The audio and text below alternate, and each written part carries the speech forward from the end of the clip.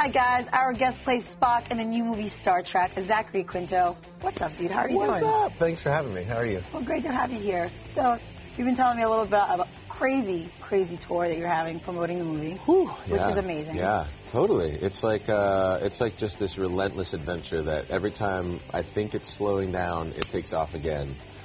So it's great to be back in New York all the time. We should probably talk about the weather, though.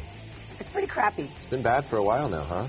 Yeah, we've had I think we've had April weather for about 2 months now. Yeah. So it's been raining and miserable, and I feel like I live in Seattle. Can Mayor Bloomberg do anything about that? I don't know. I'll put in a call. Maybe you could help. Be like, could hey, buy man, a weather machine. Our movie's awesome. Fix this situation Fix the so I weather. can promote it. That's you know? Perfect. So tell me about transforming yourself into Spock for like 6 months. Right. You had the ears and the hair and no eyebrows. What, like, coming back to being normal, what part of him do you miss the most? What part of him do I miss the most? Oh, interesting. It was such a process for me to become the character every day. It was a 2-hour, give or take, kind of morning ritual. So it was interesting to see him emerge from me every morning, but then it's also like at the end of the day, I had to take him home because I did have to, sort of semi-permanently alter my face. So that stayed with you. So that stayed with me more than I thought, actually. More like I carried him with me during the 6-month process more than I expected to. And so when I was finished, it wasn't really about holding on to any aspect of him because I let everything grow out. My hair grew out, my eyebrows grew back, thank God. and so yeah, I mean, I feel like I missed the experience, and I'd certainly love an opportunity to continue exploring this character. But I don't know. I don't really think in terms of like what I miss about him the most. You had said that this is going to change the face of Star Trek. What did you mean, and what did you come away with from this experience that maybe you didn't expect?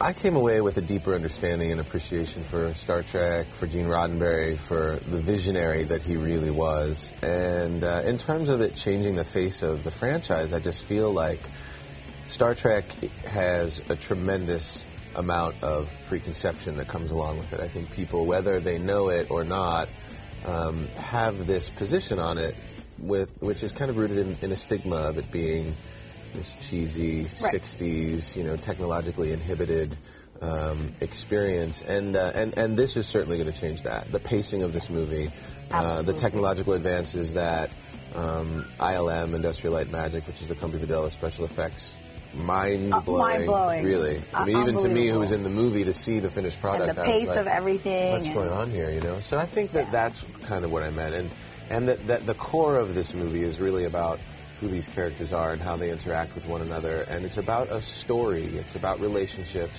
and it's about complexity. It's not just about things blowing up. That happens too. I completely agree. But it's almost secondary. I completely agree. The storyline was amazing. Cool. The characters had lots of layers. Yeah, so right? I really enjoyed the movie very much.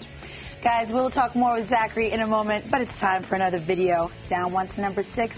Here's Hate My Life from Theory of a Dead Man.